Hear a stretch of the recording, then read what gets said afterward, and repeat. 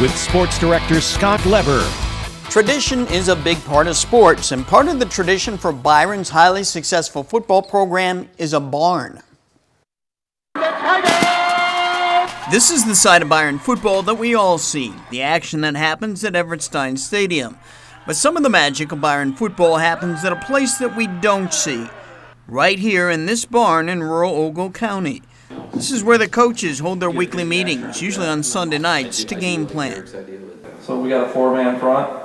They allowed me inside a little over a week ago when they went over their strategy for their second-round playoff opponent, Piatone. Us coaches, we meet here and game plan and get ready for the week ahead. There's a big open area adjacent to where the coaches meet, but the real eye-opener is the loft upstairs. The stairway, painted with the 1999 state championship trophy, leads the way to a virtual Byron football shrine. The walls are covered with photos of great moments in Byron history, old newspaper clippings of conquest. There's a display that shows photos of all the all-state players who've come through Byron, a listing of the conference championship teams, another listing of former all-conference players. The loft is also a big meeting area where the players meet on Thursday nights during the playoffs. There's usually a guest speaker who addresses them.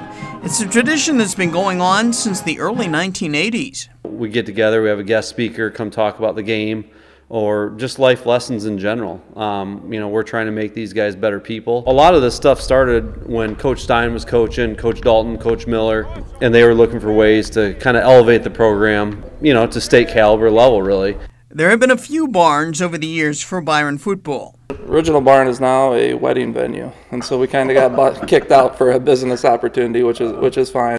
In 2014, Considine built this current barn.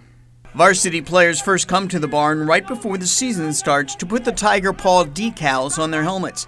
After that, though, they can't return unless they make the playoffs. In order to come to the barn, you have to earn it by becoming playoff eligible. Once the playoffs start, the players are back here every Thursday night. The best part of the barn is all the brightly painted ladders that surround the loft.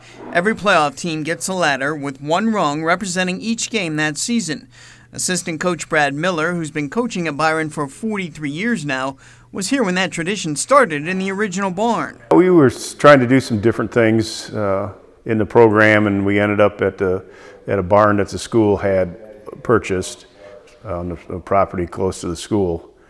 And we were talking about the steps that were needed to become a state champion. The 14 steps, and one of the kids looked over at the ladder that brought us up to the haymow and said, "Hey coach, there's 14 steps on that ladder." So then we started painting the steps, and it kind of caught on. There are two ladders that have all 14 steps. The one from the state championship team in 1999. That's the one that Boyer and Considine played on. And the recent 2021 state championship team. Thinking back of the memories we made that year playing football with my best friends, it was my greatest football experience ever. And that 99 ladder was special. If you're a Byron football player over the years, the ladders mean a lot. It's really something that the kids enjoy, so I don't see us ever stopping it. That is quite a place, and I appreciate the Byron coaches inviting me to come visit it. Tigers are going to be hosting DuPac this Saturday in the Class 3A quarterfinals. Well, in DeKalb tonight,